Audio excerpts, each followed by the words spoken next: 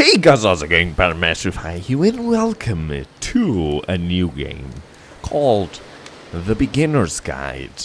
If you're unfamiliar with this game, join the club, because so am I. This is apparently from the maker of the Stanley Parable. I don't know if you remember that game. It's a narrated game. It's like a storytelling type of thing, comedy-ish. You'll enjoy it. It's fun to watch and fun to play. It's amazingly fun to play anyway. Anyway, I don't know much about this. I don't know anything, for that matter, about this. So let's begin.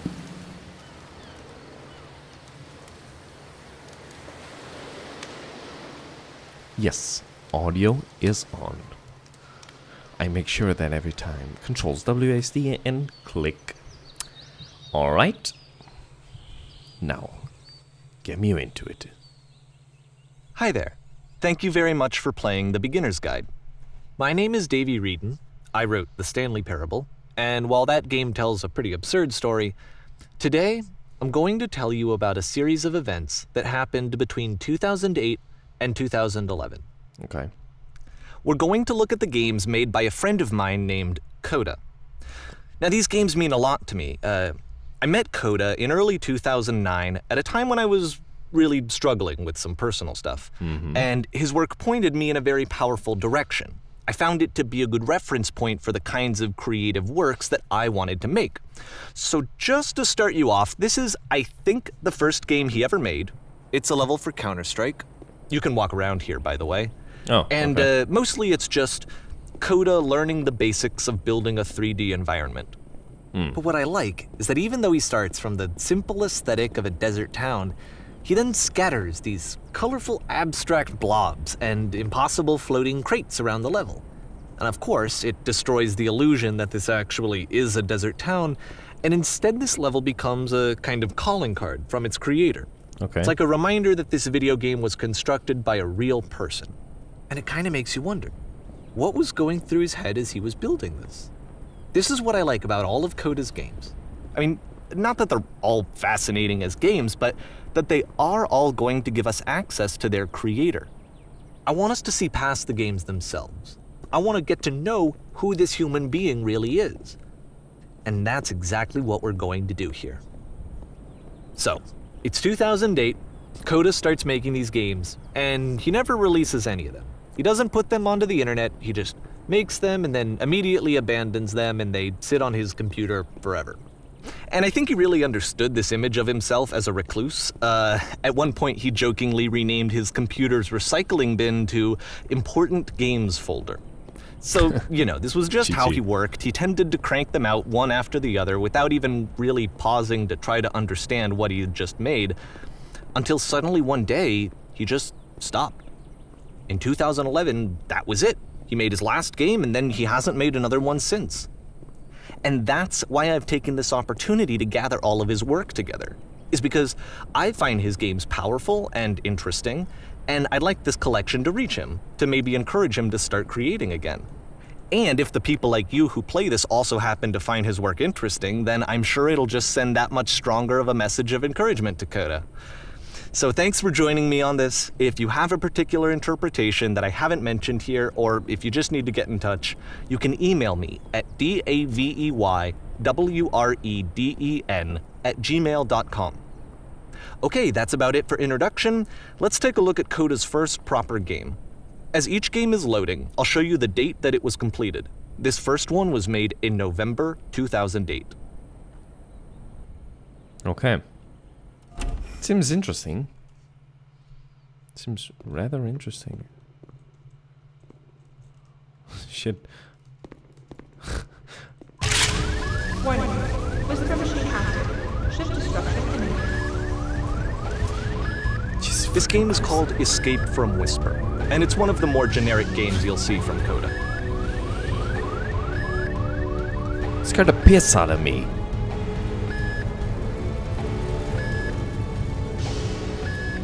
You can click to fire the gun. There's no sound.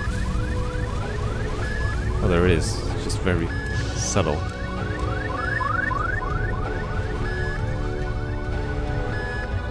Security call breached. Hostile alien life forms inbound. Oh, yay. It kinda looks like this game was abandoned mid-development. For instance, you have this gun, which you'd think would indicate that there are supposed to be monsters or enemies somewhere, but then clearly there are no enemies anywhere. You can't even reload the gun when you run out of bullets. But ultimately we don't really know. Maybe Coda thought that actually it was complete the way that it is. And I think that we should talk about his games for what they are, rather than for what they're not. Enemy force visualized. Begin ship evacuation. Yeah, I cannot reload. Okay. Interesting. I love how you can see the bottom of the universe from this room.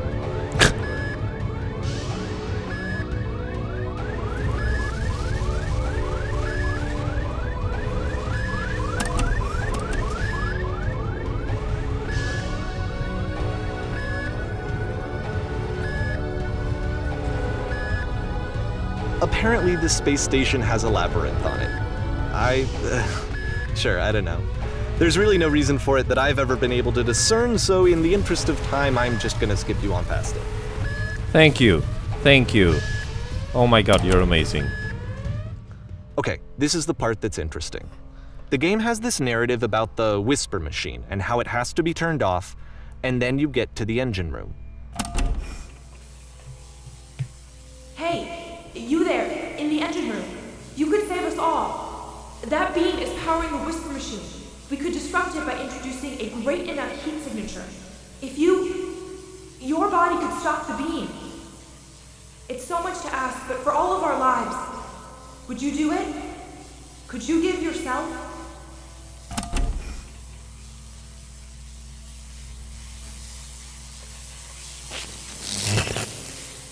Let me pause here for a second. What you just experienced, stepping into the beam and then dying, is probably what Coda had initially intended when he was developing this level. But when he first compiles and plays it, something goes wrong. There's a bug somewhere. And this is what happens instead.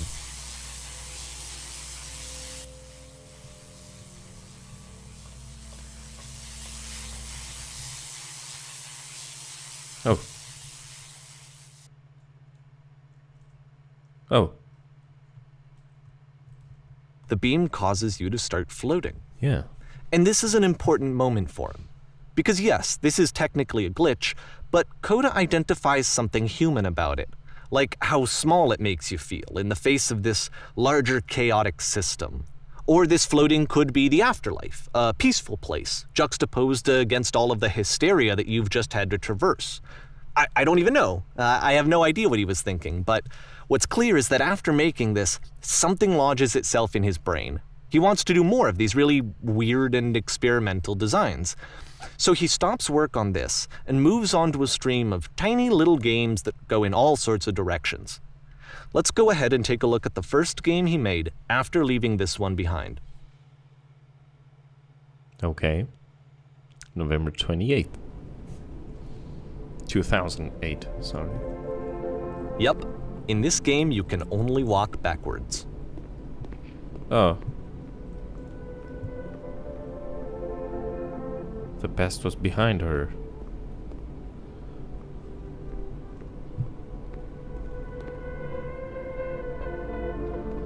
I don't like this music. It reminds me of Legend of Zelda. So it's a short and relatively minimalist experiment combining motion and narrative. It is less advanced than the previous game, but actually it seems to be more focused, more complete. Coda's trying to give it a unique voice rather than simply basing it on a pre-existing trope. When she stops and looks, it becomes clearer.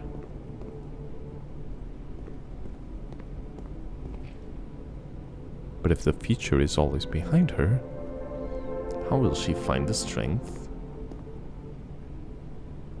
to confront it? It's a short little thought, it says what it wants to say, and then it ends. Didn't need anything more than that. Which to me is why it works, because it gets out quick. Okay, next one.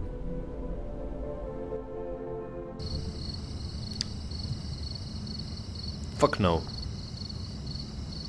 Fuck no. Fuck no.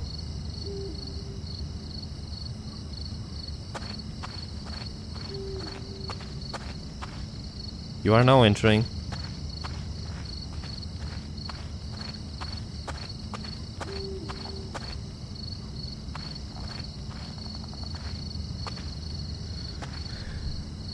And that's it.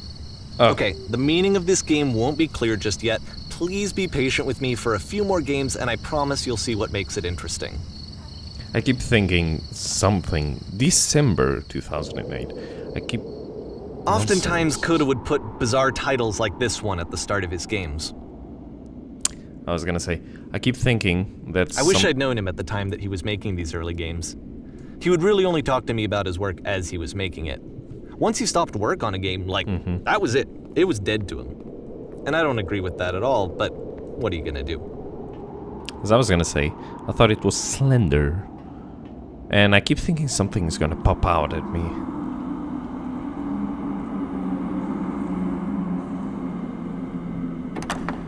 Once you've been slowed to an absolute crawl, the door at the top of the stairs opens. So why, if Coda's not showing these games to anyone, why bother opening the door at all? Well, to show you, I'm modifying the game here so that when you press enter, it'll bring you back up to full speed so you can enter the door for yourself. Okay.